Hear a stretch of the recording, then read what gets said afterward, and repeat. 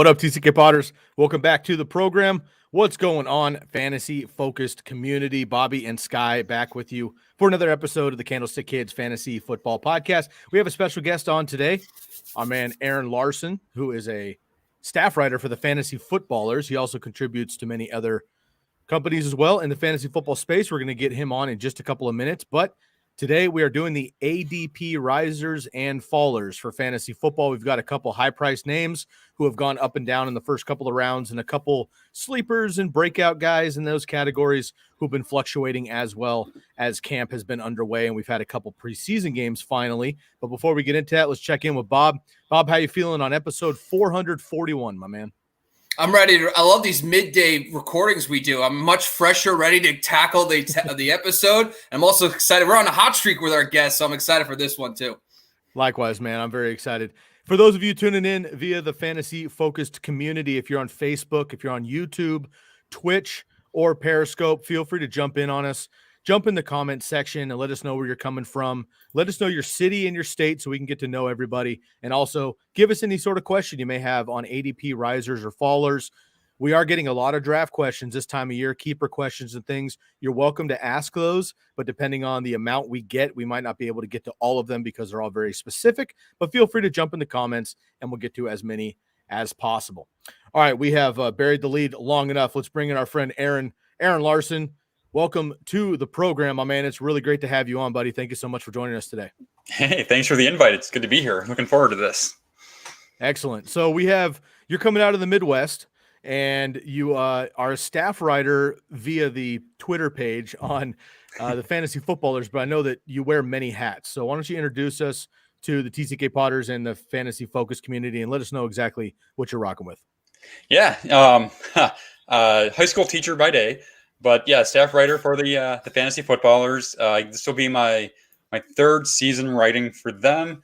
We're rolling almost through the off season here. Once we get into the regular season schedule, I write a target report article every week for them. So that usually comes out on Tuesdays. And then you can find me a couple other places. I write some DFS focused articles for Team Rise or Fall. So funny, we're talking risers and fallers today. Perfect. And then I do my own independent podcast. It comes out Thursday mornings, and it's literally just me talking into a microphone about what I like and dislike for the week for about 15 to 20 minutes. And that's called the Process Fantasy Football Podcast. So that's just in season. So there's nothing there since last year, but that'll be coming back this year too. Love that. We're up to 441 episodes, Aaron, so we know all about that's impressive. talking into the microphone.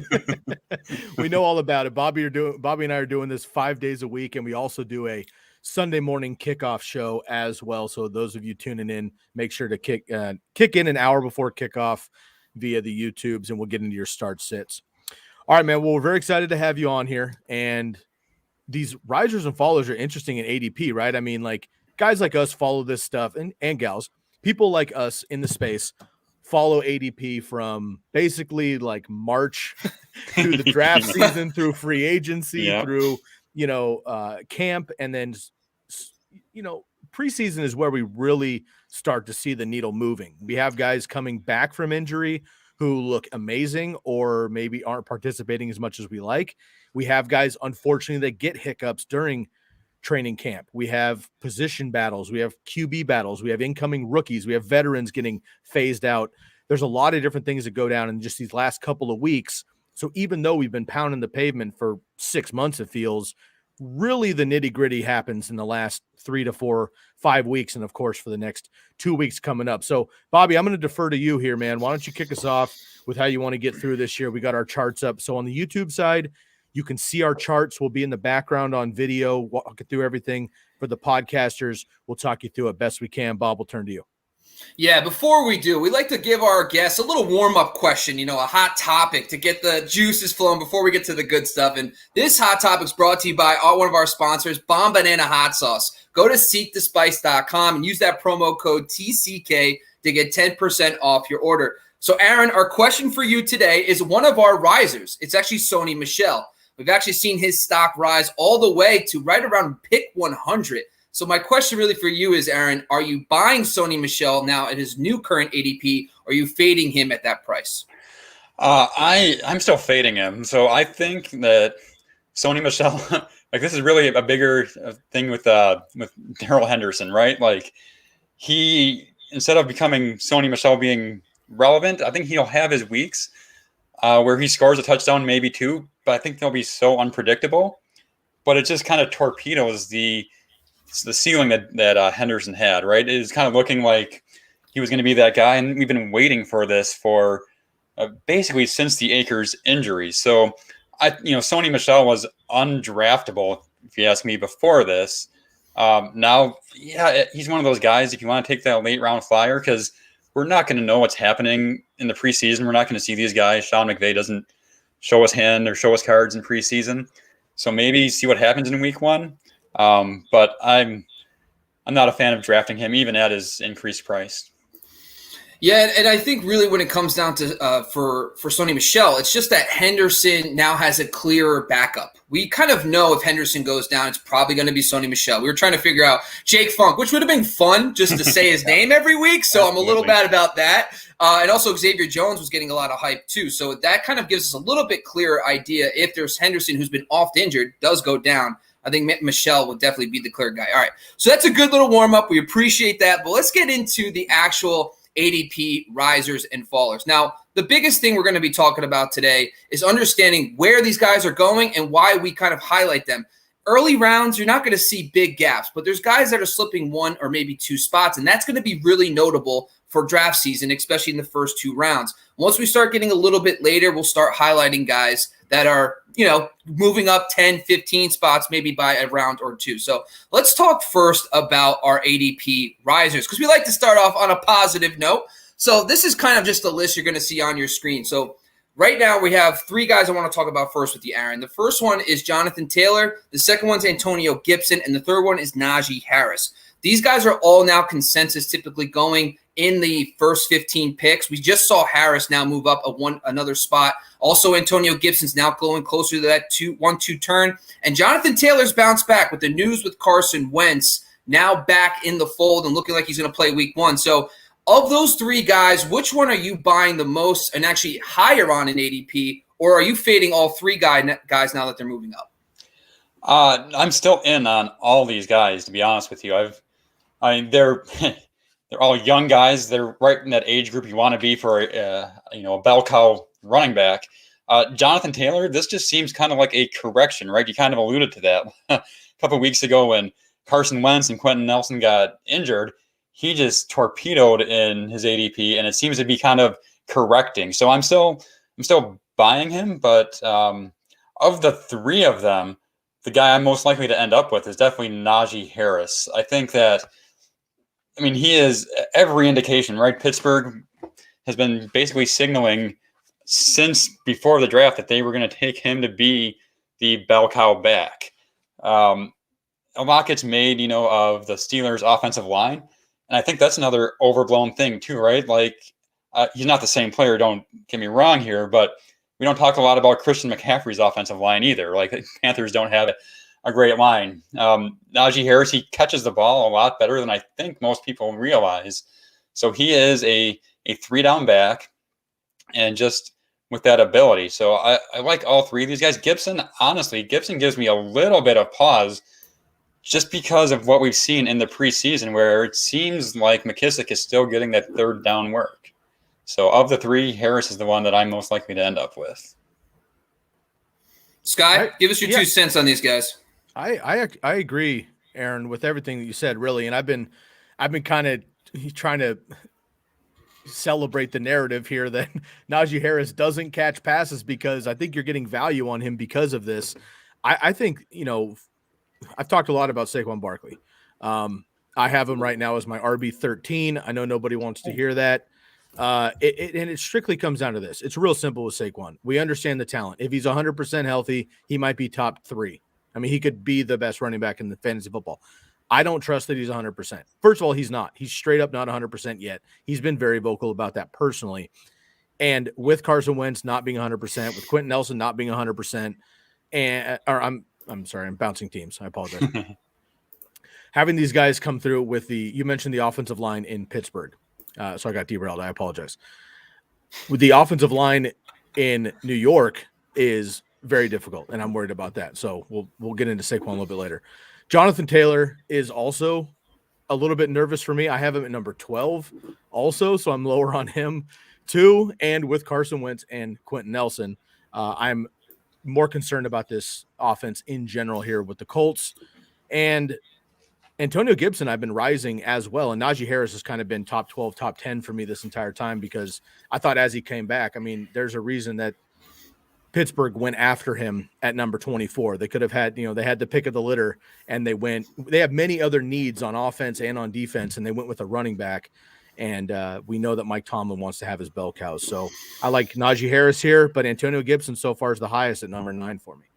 All right, so let's talk a little bit about the next guy on our list. Now, those are the key guys in the first 2 rounds. We're going to bump it down a little bit to our next group, which is Deontay Johnson. So Deontay Johnson, for me, for a long time, we know the target upside. We know that he was featured. He was the heir apparent maybe to Antonio Brown, and we kind of saw that huge target ceiling. And as you can see on your screen, he's starting to creep up now into that 3-4 turn range. He's now getting drafted maybe ahead of certain guys like Mike Evans, Chris Godwin, definitely going ahead of Tyler Lockett. So, Aaron, give us your 2 cents on Deontay Johnson. Is he someone that you're buying at that range at the 3-4 turn?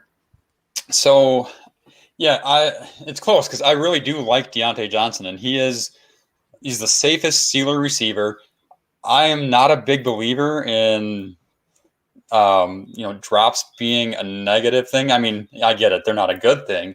But until it affects playing time, which, again, it did a little bit with Deontay Johnson, but he's getting these targets. He's been a complete target monster when he's out there. But with that all being said, 2 other guys you mentioned I'm drafting before him, and that's Chris Godwin and that's Tyler Lockett. I think those guys are just going to be in a better spot to have those bigger games and maybe be a little bit more consistent than Deontay Johnson. So I like him, but I like those other guys a little bit better, so I'm not ending up with him quite as much. So, before we move on, we did have a question that's a little topical, and one of our followers just jumped in here and asked about stacking Bucs wide receivers because he's high on the Tampa Bay Bucs. This is good because those guys are going right around Deontay Johnson. So, Aaron, are you taking either Mike Evans, Chris Godwin? Are you willing to go, 2 Bucs receivers, maybe AB later if you already have Mike Evans? What's your thoughts on this situation? Yeah, so of the Bucs receivers, I'm definitely highest on Godwin just because I think he is – the most consistent, the most reliable, and he fits what Tom Brady does well the best. I think we kind of got a little bit of a discount on him right now because of that little injury hiccup he had last year. Mike Evans has been one of my favorite guys for years, but I am concerned that there's a few guys in the league that you can count to get touchdown production. He's still in that group, but when he doesn't get touchdowns, he's not the target hog that Godwin can be and that Antonio Brown can be. So if I had to rank them, it would be Godwin, Evans, Brown. But as far as who I'm going to end up drafting, I'm never going to get Mike Evans because he's going before I'm taking him. Gotcha. So just to circle back on Deontay Johnson, the one thing I do like to highlight is that if you just remove the games he left early and you take out those 2 games, his points per game jumps to 14. And that's actually would have been the wide receiver 12 last year. So there is room based on his volume last year and what he was getting to produce wide receiver 1 numbers. But, of course, the drops will always give you a little bit of a headache. But those aren't sticky year to year. So hopefully he can get that fixed and we can move forward from there. So the next guy we're going to be talking about on our risers list, if you're following us on Twitter, on YouTube, the next guy we want to talk about is James Robinson. This guy has went from no one wants him, it's Travis Etienne. Etienne goes down. I actually had to update his actual ADP for earlier than just a week because his ADP is now in the 3rd round. He's going at 35th overall on average. So right there, he's going premium 1 at the 3-4 turn. He's also going, probably ahead of some really good receivers. So what's your thoughts, Aaron, on James Robinson? Are you buying him at his new price tag? So I just want to say, I've been kind of a best ball degenerate this summer a little bit. And before the ETN injury, I had ETN ranked higher, but I think I've done 36 or 37 best ball drafts. And my most drafted player has been James Robinson, because I didn't think he was ever going to go away. And how far he had fallen, I was taking him in double-digit rounds a lot of times. So anyways, now I do some projections, and I plugged it in yesterday, and it spit out running back 12 for Robinson. And I'm like, no, can't do that. That can't be right. Let's rework these numbers a little bit. So long story short, where I've got him right now is running back 19. So I'm a little uncomfortable with it, honestly, but I'm not sure that like James Robinson's going to be the third down guy. That's not going to be Carlos Hyde. Urban Meyer gives me a little bit of pause. So third round is such a swing round. It kind of depends on where I drafted and where I am in the third round. Like if I am 3-1, 3-2, 3-3, that's tough because there's a lot of good guys there. But once you get towards the end of the third, running back, it dries up really quick. And it's going to be Robinson and Hyde. And yeah, maybe Laviska Shenault is worked in the running game a little bit here and there. He's pretty close to a ceiling though right now. So I'm right in that range for sure. Sky, you're on mute, buddy. 400 plus episodes. You're down to have one off one. It's all good, brother. You were due. It's all good. No worries. I have James Robinson at exactly running back number 19 as well. And my whole thing comes down to, I'm with you, Aaron. My whole thing comes down to if Travis Etienne hadn't been drafted, and let's just say they went with Kadarius Toney, which Urban Meyer wants us to believe he was going to do. If they did that and James Robinson was just the dude coming in, frankly, after last year's season, he probably would have been 15 plus, right? We just have him so low because they brought in a running back, whatever. Well, the running back's gone now, so we place him right back in there, and I think we might even be fading a little bit here as well. I don't have him, 12 I think would be a little bit rich, but putting him in that 19 to 15 range with the opportunity and volume I think is possible. Last year, 290 touches, 1,400 yards, and 10 touchdowns. Volume is volume, but look, you get the volume and you produce. I just did a segment for 10 minutes last episode on Josh Jacobs, who gets the volume, but his efficiency is horrendous if you take away the touchdowns. James Robinson got a lot of volume too, but had a little bit more efficiency and still got the touchdowns on a far worse offense, running back number 7 in PPR last year. So I'm okay with James Robinson. And in best ball, if you've been getting James Robinson on accident in late rounds just because, I don't want to celebrate an injury, but it worked out for you. So I'm okay with James Robinson, and he's a great, I think, RB2, RB3 even. I'm not comfortable with him as my RB1. If I go 0 RB, maybe, but otherwise, I don't want that. But number 2 or 3, absolutely. And you and I are the same here with running back number 19. All right, let's do a quick speed round real quick. All right, Aaron, for you, I'm going to give you the first one. James Robinson, J.K. Dobbins. I'm going to go Robinson just because I think he's going to catch more passes. All right, Sky, this one's for you. David Montgomery or James Robinson? David Montgomery. Okay, and the last one for you, Aaron, is Miles Sanders or James Robinson? Oh, man, that is tough. We only ask the tough questions on here. Yeah, so. No, that's good. I hadn't considered that head-to-head because I'm like, well, which offense is better? I have no idea. It might both be bad. Yeah, give me Miles Sanders there. Just that big playability, that game-breaking ability. Okay, so we're going to move on a little bit and go to another guy that's rising huge up draft boards, and that's Jerry Jeudy. And I think we're all excited now that Teddy Bridgewater is the quarterback for this team. We just saw him support 3 top 25 receivers, so there's a lot of optimism there. The accuracy, also the type of throws that Teddy B excels in, Jerry Jeudy will dominate in those areas. So right now today, he's going at the 5-6 turn. So, Aaron, the question is, has Jerry Jeudy gone too far high? Are you still willing to take him in that 5th round? I'm still willing to take him. Again, late 5th round, if he's my 2nd receiver even, I'm feeling okay. If he's my 3rd receiver, I'm feeling great. Teddy Bridgewater, I think that is good for him. I actually wrote back in June or July basically a profile of here's how Jerry Jeudy could break out this year. And looking at some of the stuff from last year, he had a horrendous catch rate, but he also had like the 2nd lowest catchable pass rate or catchable target rate. Like Drew Lock was not hitting him where it needed to be. And then he had a little bit of a drop problem too, but I think it was like 2/3 of his drops came in one really bad game. I think it was the Chargers game. And again, like you said, drops aren't that sticky year to year. You look at his draft pedigree, his profile. You watch the guy run routes. Like, he is a talented receiver. And if Teddy Bridgewater can get him working in that intermediate range and then hit a couple deep passes, like, I know Teddy's not known for that, but the arm is there. He'll take the shots when they're available. So, yeah, late fifth, like I said, wide receiver 3, that would be ideal for me. Yeah, and Aaron, just so you know, Sky's heard me say this 15,000 times, but I apologize. You're the first.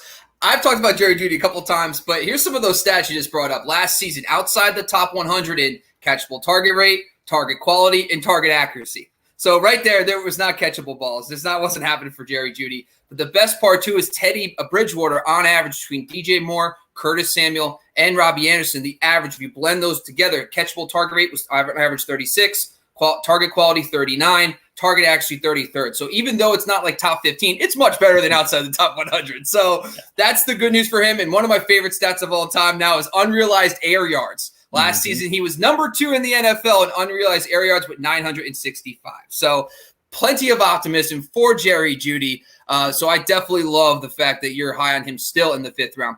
We're going to move on. We're now going to start heading into the middle rounds. And one of the guys I was actually kind of surprised that started moving up just a little bit is actually Raheem Mostert. He's actually now going at pick 75. That's probably right around that 7th round area. And I'm surprised because all the hype for Trey Sermon and how great he is. And it's almost like Mostert got forgot about. So I guess my question for you, Aaron, is first question, Mostert or Sermon? And the second question is, are you buying Mostert at his ADP? Yeah, give me Trey Sermon all day.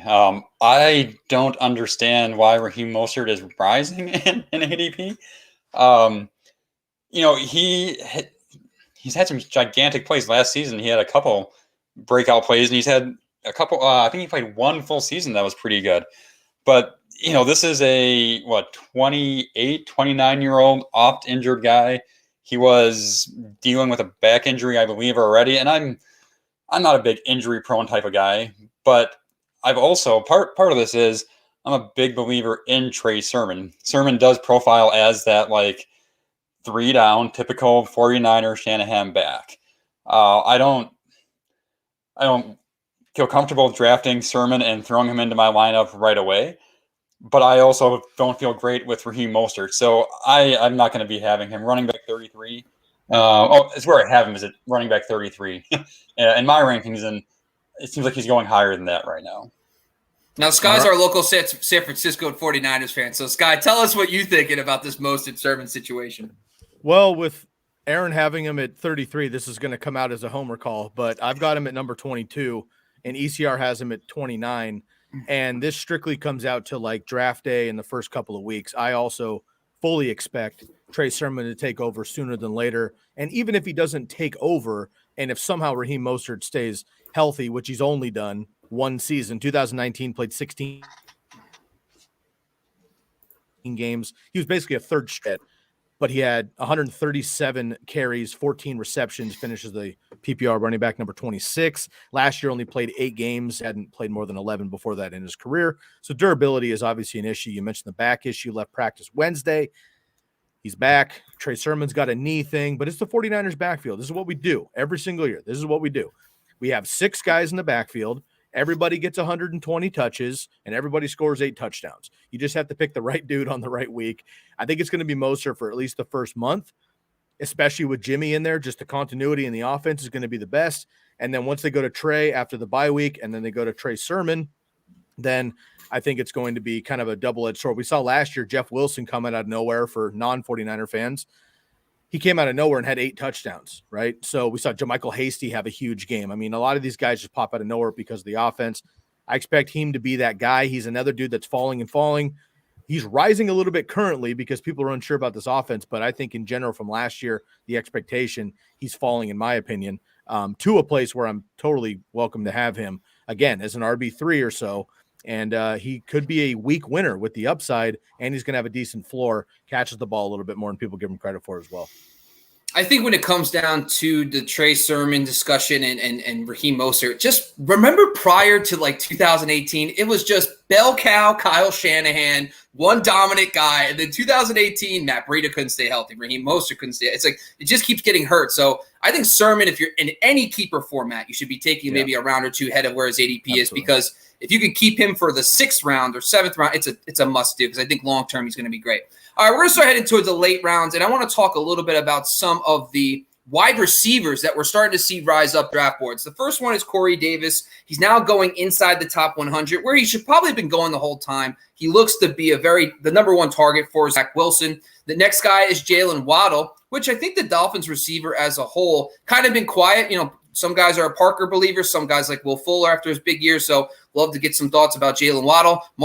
Callaway, by the way, who is like the new hotness. I mean, did you see the 2 touchdowns? Now Jameis Winston's the starter. Forget about it. To the moon. I love it. And finally, Jacoby Myers. I think the forgotten man in New England's no longer forgotten. I think a lot of people early in the offseason were touting Myers as a sleeper, but this guy is rising real fast now, and he's very popular. So of those wide receivers, Aaron, who's kind of the guy that you're really targeting the most? And just give us your general feedback about this group. Yeah, so some of this comes up to, how you're building your team. That's, always got to have that lens or whatever. Jalen Waddle, I absolutely love his ceiling and what he could potentially be. Does he get there this year? I don't know. But he has that game-breaking ability, and I'm really big on Tua taking a big second-year jump. I love what the team's doing around him. I love the new offensive coordinators, the dual coordinators, actually building an offense for Tua, because last year that offense, Chan Gailey's offense, wasn't built for Tua. So, and I think Waddle is going to be that big play guy that can take over the number one role. So I'm a little hesitant to take him and rely on him. But again, if he's the 4th, 5th receiver on your team, I love having that ceiling. As far as the Marquez Callaway goes, I get it, but I think I'm staying away. I kind of liked him when he was almost free last kind of pick. Yeah. But, he's right. I get it. That was a great preseason he's been having. But as an undrafted guy who, it's like Michael Thomas, I get it. He's not going to be around. But if you draft Callaway, know your league. Maybe you know that if Callaway comes out the first couple of weeks and you're an active league, that you could trade him away. But when Michael Thomas comes back, that he's going to be the guy that's dominating those targets. So I'm a little worried about him. Jacoby Myers, like he kind of mentioned, I think he is getting back to where he probably should have been this whole time. So when it comes down to these receivers, number one, Corey Davis, I think still is someone you should be targeting. Number one, just the fact that Zach Wilson has looked the part is great news for him. But also, Corey Davis does know somewhat of this offense because Matt LaFleur was his OC. Now Mike LaFleur is his OC, and he kind of worked under this system with Arthur Smith. So I don't think he's a true new receiver. I think he does know some of the terminology that's going to be with this offense. So we've kind of shown it. He's really hit the ground running. Plus, no real tight end threat. Besides Elijah Moore, there really isn't anybody else on that team that scares you. I know Denzel Mims, Jamison Crowder are some nice players, but I think Corey Davis is going to be that one from this group. All right, let's go even deeper now. Now, there's a couple late round running backs that I kind of want to touch on all together here too. First one's Giovanni Bernard, the pass catching specialist for the Tampa Bay Bucks. Everyone's calling him the new James White. Probably makes a lot of sense. But it'll be interesting to see if there's enough targets go around to support a true pass catcher that's fantasy relevant.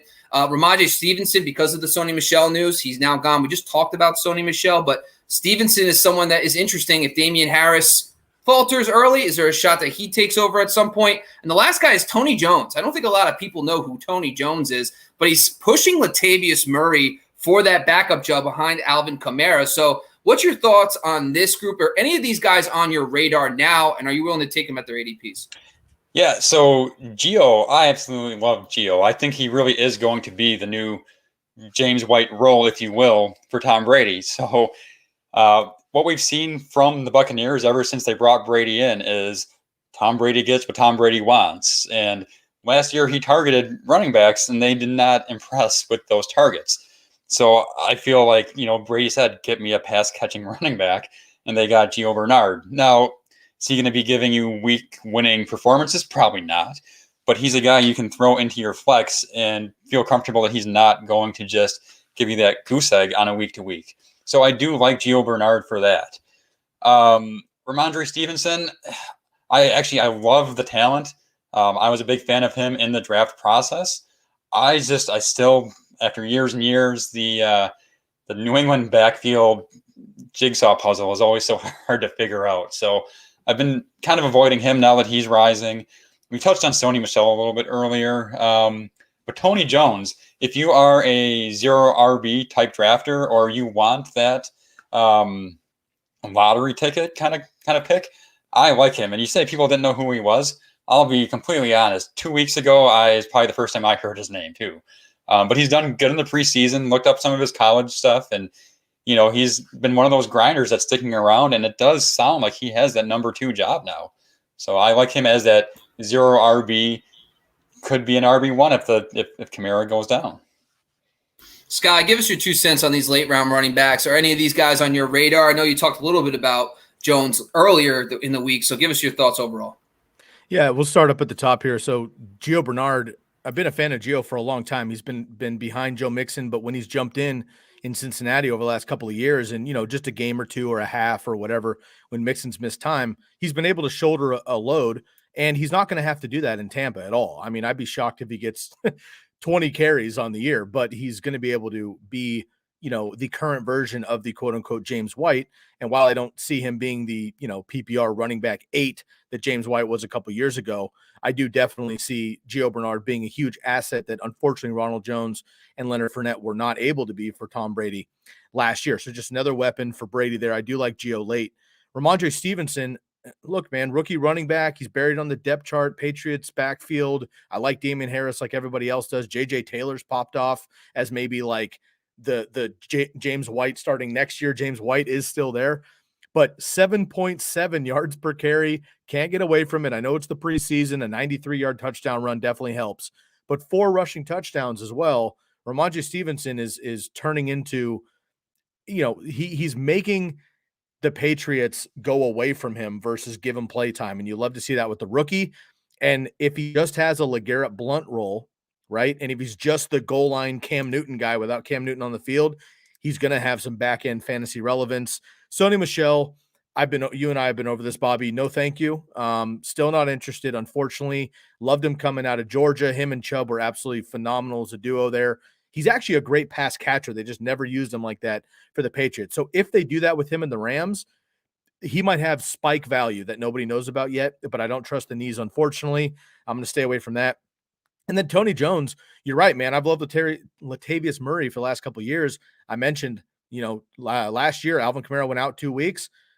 Latavius Murray was the number 1 overall running back weeks 7 and 8 when he filled in there with plenty of work. So Latavius might get it done, but fresher legs, younger body, better pass catcher. Tony Jones could be somebody to look at, especially if Alvin Kamara goes down. Okay, before we get into our ad read here, I'm going to give a shout out. Of course, we do have a question in here. Samuel Jacobowitz has been waiting for us a little bit. I want to jump in this quickly. It's related to the Buccaneers. We've talked a lot about the Bucs. We've been kind of dancing around it, but I want to ask this really quick here. Aaron, we'll go to you first here. Should I trade Julio Jones and Robbie Anderson for Chris Godwin? I already have Mike Evans. I feel like I'm stacked everywhere else on my team, but I like the safety of the Bucs offense. Unfortunately, we don't know if this is PPR, non-PPR. Let's assume maybe half to split the difference. Either way, we'll think redraft. In Dynasty, this is a no-brainer, I think. In redraft, are you going with Julio and Robbie Anderson? Ship them out, bring in Chris Godwin. So it says he has Mike Evans already. So for that, and if we're assuming redraft, I would stick with Julio and Robbie Anderson. Personally, I think Julio still got enough left in the tank. Robbie Anderson, not huge on him, but I think he's going to be getting those targets. He might be targeted as many times as Godwin this year or close to it. And if you're talking redraft, I'm not a big fan of having 2 receivers on the same team because even when you start them, it's not frequent that both of them return a good week. And then you feel so bad if it's like, hey, yeah, all right, Mike Evans had 2 touchdowns and 100 yards and Chris Godwin had 64 yards today. Like, that's just not a great feeling. So I would stick with the Julio Robbie side. Bobby, quick thoughts? Yeah, the problem is I don't know what the 2-for-1 means, right? So who is Robbie Anderson your flex, and then who you're plugging in there to replace him? So I kind of Don't know, to be honest with you. But in a vacuum, let's just say, for example, you have a comparable guy to fill in. I would technically take Godwin over Julio in a vacuum. So I've always been on the mindset just to take the best guy. So I might actually take the deal and take Godwin in this scenario. All right, I'm actually going to pass as well. I'm higher on Julio than I think everybody else. We've talked about that already on the show. I've got him at 13. I know that's rich, but can't fade my man Julio. And I'm a little bit lower on Godwin as well. He's at 17. Robbie Anderson's back in like the late 20s, early 30s. But I'm going to stick with Julio Jones, Mike Evans, and Robbie Anderson this year, assuming it's redraft, of course. Okay, we'll bring the boys back in just a second. But first, I want to give a shout out to our friends at the Jersey Jungle. Make sure to hit them up on Instagram for your authentic jerseys. These are stitch and twill, high-quality jerseys right behind me on the wall today. You can see on YouTube. You can catch my man Justin Herbert and Colin Kaepernick this week, both from the Jersey Jungle. I have many, many jerseys. As you all know, when you watch the show, I swap those out weekly. Hit them up on Instagram. That's where they handle their business. My man Trenton can be found at the Jersey Jungle on Instagram. Use the promo code TCK to receive 10% off of 1 or 2 jerseys, 15% off of 3 jerseys. Here's the deal, folks. One jersey on NFL.com, $120 to $150 for the stitch and twill high-quality jersey. Jersey Jungle has the same exact jersey for $60. Use our promo code, get 10% off of that. You can basically get 3 jerseys for the price of 1 on NFL.com. Hit up the Jersey Jungle. I wouldn't lie to you. This is high-quality product. I have them myself. They're right behind me. You can see them. Hit up the Jersey Jungle, 10 to 15% off, promo code TCK on Instagram, the Jersey Jungle.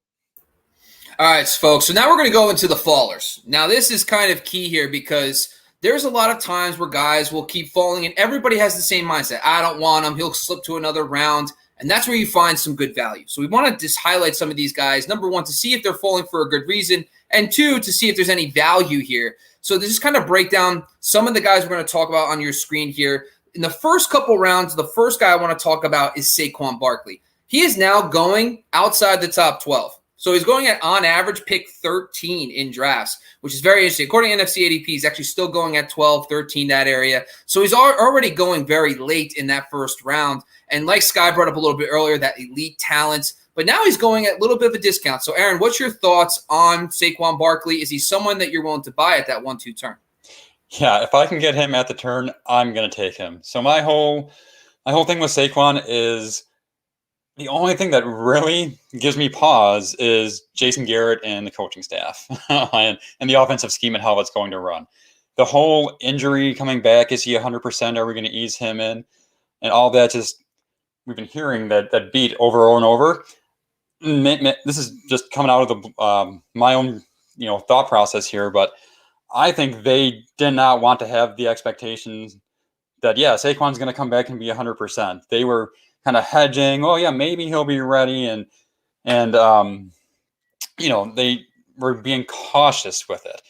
I think he is going to be out there week 1. No, I don't think he's going to be getting 90% of the carries or 90% of the snaps, but I think that he is one of the top elite world-class athletes in the NFL.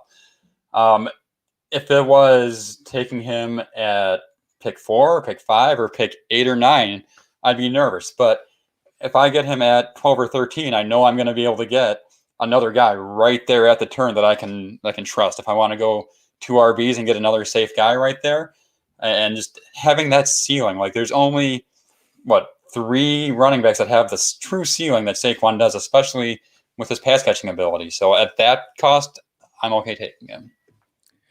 In a best case scenario, Aaron, I totally agree with you. Unfortunately, I can't get the butterflies out of my gut. And this time of year, I have to listen to them. I've been doing this too long to have gut feelings going into a draft and go, but Saquon's amazing. And then I draft him and it backfires. And you know what? He could be top 3, but I can't get away from this. I've done a lot of research. We covered the Giants a few weeks back and we covered the NFC East, and he was my dud in the first 5 rounds of that division.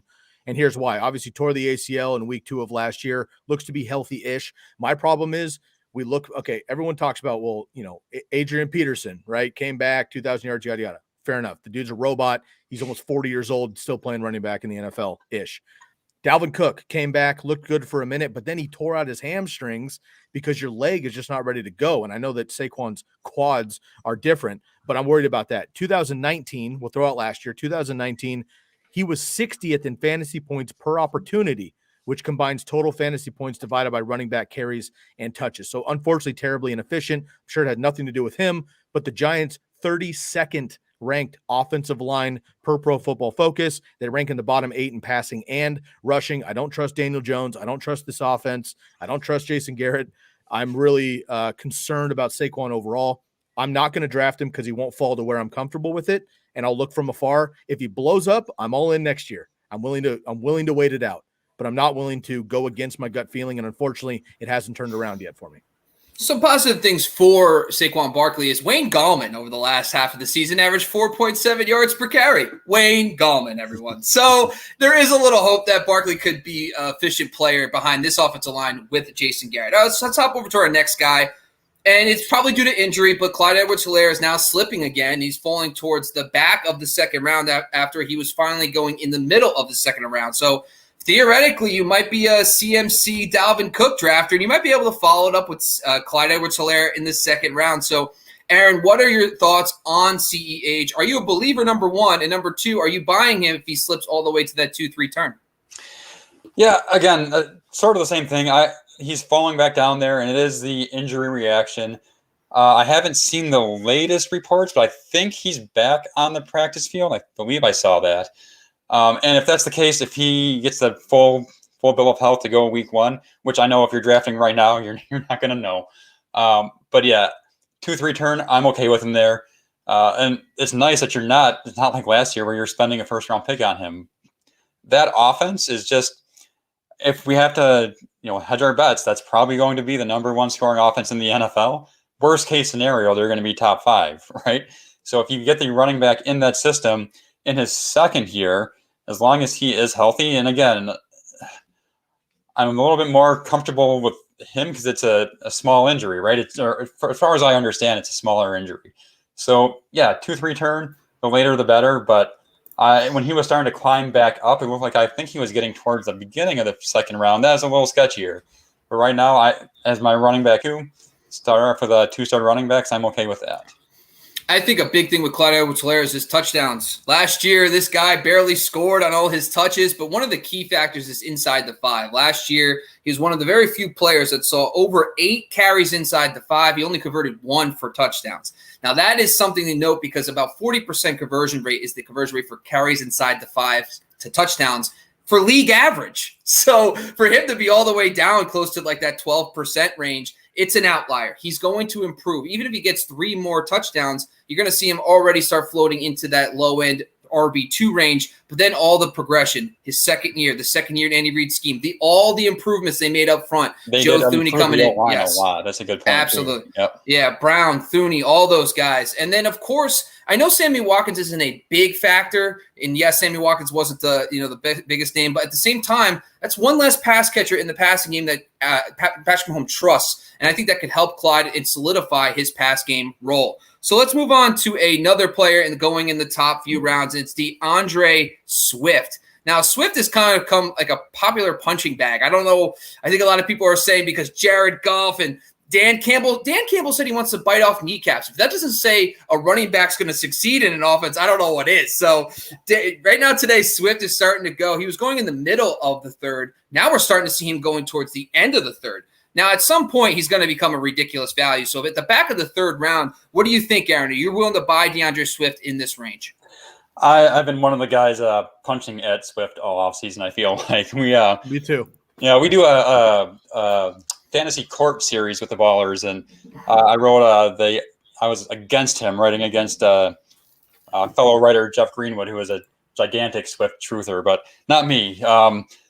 I know we're not great at projecting these things, but I just think that the Lions offense is going to be so hard to trust, and the coaching staff and Anthony Lynn and Jamal Williams, I think he's not going to be the number one back, whatever that A-back stuff was in the early offseason, but they signed him intentionally, bring him in to be part of the offensive plan. I have him as my running back 18, so he's not buried. His one saving grace, I think, is that he's going to be getting targeted a lot. He might be one of the most targeted most targeted running backs in the NFL because Detroit lost all their receivers. So, but still, third round, I don't like him there. If he falls to the fourth, depending on how I draft in my team, I'm okay with him there. I think he's going to be safe, but I don't think he's going to be that reliable running back 1 or even as like a low-end running back 2 for me. So where he's at, no thank you. Sky, give us your thoughts on. Yeah, I know you're a Swift guy. You've been talking against Swift for a while, so tell us a little bit about Swift. Your thoughts? Yeah, I'm a Jamal Williams guy, is what I am. Jamal Williams comes in for 2 years, $7.5 million. Jamal Williams is a backup. Okay, I do not think that he is going to surpass DeAndre Swift without an injury. Don't hear what I'm not saying. What I am saying, though, is follow the money. $7.5 million for any running back that's not elite is a lot of money. We know we don't pay running backs in the NFL. 7.5 for a backup to come in. They chose their guy who did have flashes in Green Bay. I think says a lot about what they want to do. Anthony Lynn traditionally has wanted to run a committee. I think they continue to do that. And unfortunately, I've been mentioning this constantly. Saquon Barkley is a huge part of this, right? There's other running backs who are coming in with injuries, and that bothers me when I'm drafting in the first 3 rounds.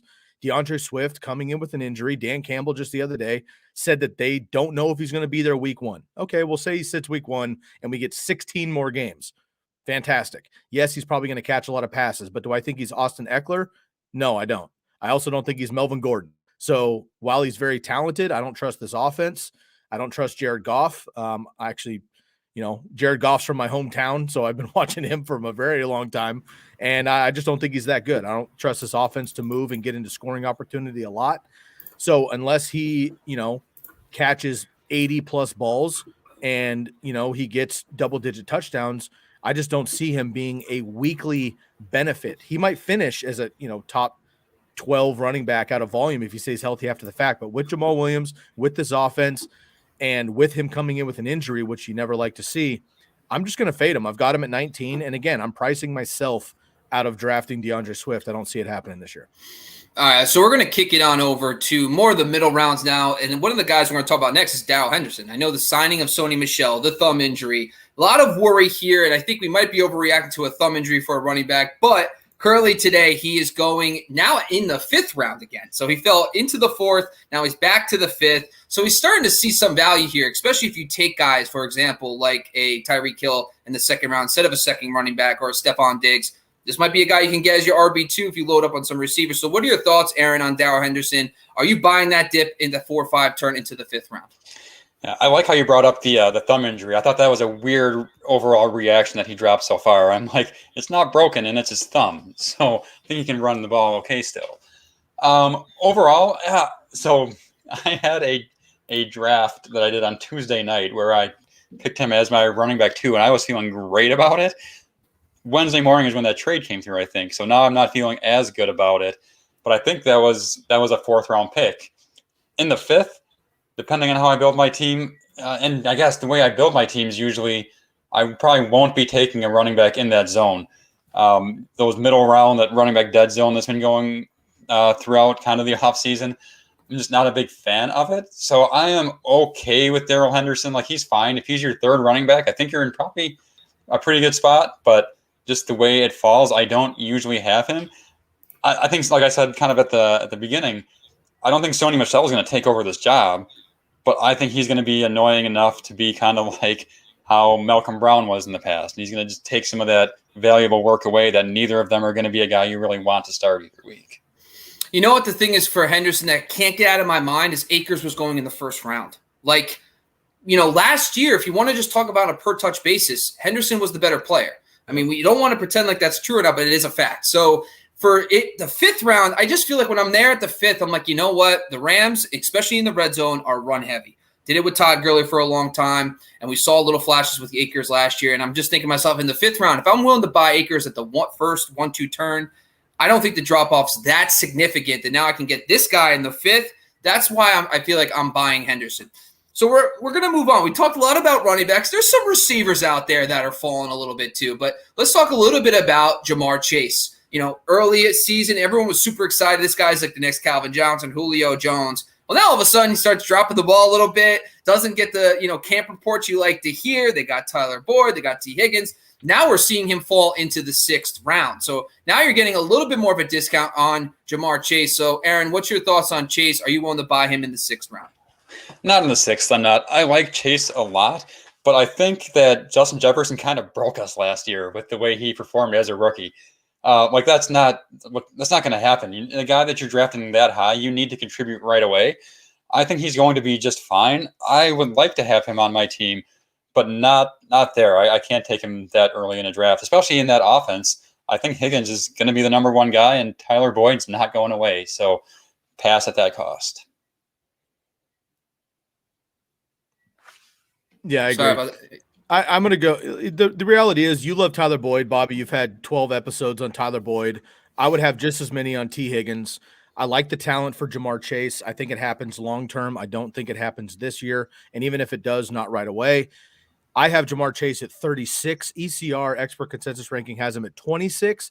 I have Tyler Boyd at 26, and I've got T. Higgins, the top of the Bengals chart in my rankings, at 21. So I'll take T. Higgins all day long. And I will take Tyler Boyd over Jamar Chase right now. The drops are the drops. We mentioned this last episode. You know, Devontae Adams had drop issues. Amari Cooper had drop issues. Deontay Johnson had drop issues. Nobody cares this year about that, right? Jamar Chase, the drops are not why you shouldn't like Jamar Chase. A rookie wide receiver in general. Joe Burrow's not 100%. There's plenty of others to feed, and they might feed Joe Mixon as well. I'm just going to pass on Jamar Chase. Another player I'm willing to just kind of like, it might blow in my face, but I'm willing to take that risk. I'm going to pass. All right, let's jump over to another running back, and this guy is going to be Michael Carter. And Michael Carter, listen, early on the offseason, there's been a good buzz about him in training camp and practice, and then the preseason game comes, and it's Ty Johnson and Tevin Coleman. So now he's kind of falling. He was going around pick 75. He's falling at 80. He might even start falling into that 8th round range. So I guess my thought is, are you buying this Michael Carter's not the starter thing? Do you think he's worth a draft pick in that range for the second half of the year if he does become the starter? What's your thoughts, Aaron? I don't think he's worth drafting right now because I don't think he's going to be the starter right away.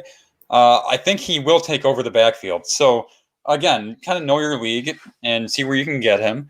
If he's falling, there's a point I'll take him. But in the single-digit round still, I think that's too much. I think the Jets' backfield is going to be frustrating for the first half of the year, if not the whole year.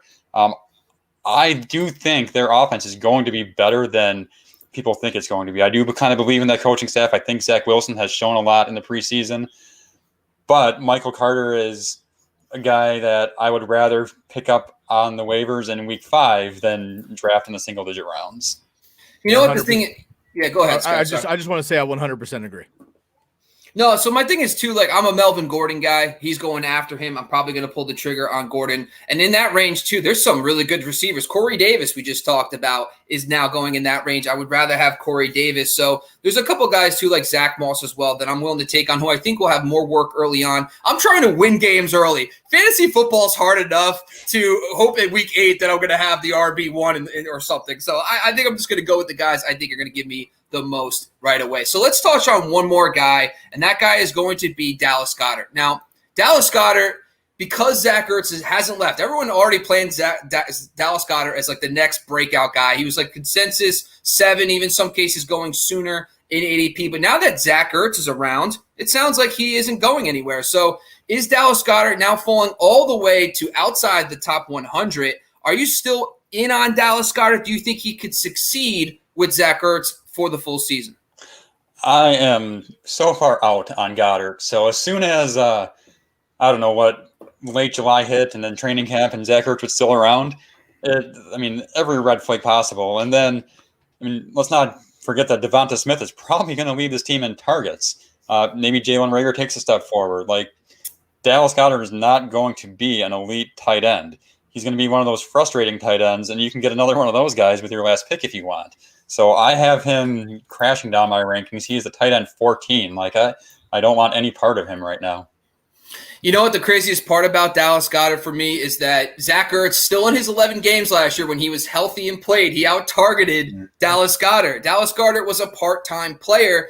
And plus, when we see this offense coming over for Nick Sirianni, last year they had 3 tight ends where they mixed in and out, and then none of them were really good for fantasy, but all of them somehow were top 36 tight ends, but none of them were fantasy relevant because they monopolized each other. The one thing I will say, though, is Smith already got hurt once. Rager's been in and out of the lineup too also. So I think, Watkins is nice. Jalen Hurts is a mobile quarterback. It's very risky to take pass catchers in that scenario anyway, but it's hard enough to have 2 stud tight ends as a tight end 1. So, for example, I looked into this. You have to go back to like the Eagles did it once, and then so 2011 Patriots with only 2 teams. Since 2011, they have 2 guys finish in the top 12. So if you think that Dallas Goedert and Zach Ertz are going to be involved, how involved? So it's like the ceiling's already capped. I'm going to swing it over to Sky before we head out. Yeah, so Dallas Goedert, I have him right now at number 12. He's fallen quite a bit as well. And honestly, if Adam Troutman ends up healthy, I will move Troutman up above him as well. So he'll fall out of my top 12. ECR has him at number 9 in PPR still. Dallas Goedert's been effective when given the ball. He's a talented player. He can make the plays. But look, I know everybody sent Zach Ertz out of town, but the Philadelphia Eagles didn't, and that matters. And he might end up on the Colts halfway through the season, but he isn't yet. And until that happens, I'm just not gonna. I'm not gonna end up drafting Dallas Goedert. Now, I will say though, Aaron mentioned earlier he's in 37 or 38 best ball drafts. I've had hundreds of mock drafts over the last 2 months or so. I just flip on the buzz through them in 5 or 10 minutes and do different strategies. Dallas Goedert went from like the 6th, 7th, round in the middle tight ends earlier this summer. And he's going, 10th, 11th, 12th sometimes. I know what the ADP we're looking at currently, but in mock drafts, sometimes I'm just like, I forgot about tight end 3 rounds ago, and I'll just see him on my queue like, oh, he's still around. All right. Like, yeah, I'll take a guy that could catch, 2 touchdowns and 60 yards any given week. I'll take that guy in the 12th round. So, if he's a guy that if he falls, continues to just plummet out, then sure, I'll scoop him just because if I go late round tight end, but he's no longer somebody that I'm excited about. When Ertz was on his way out of town, Dallas Goedert was somebody that I would have loved to have as that middle round guy behind Hawkinson and Andrews and Pitts or whatever, number 7 easily. And now he's down to 12. So we'll see what happens with that. All right. So we broke down our risers and fallers for the current ADP. We've only got 2 weeks until kickoff. So we're getting to the nitty gritty here. We're really fine tuning our average draft positions and ECRs and everything else.